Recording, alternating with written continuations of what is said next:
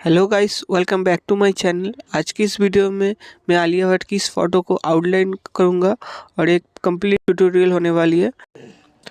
और मैं आई से स्टार्ट करूंगा, इसलिए आई का डायरेक्शन करना पड़ेगा पहले। इसलिए मैं हर बॉक्स में नंबर दिया हुआ है, आप लोग भी ऐसे ही करना, हर बॉक्स में नंबर देना।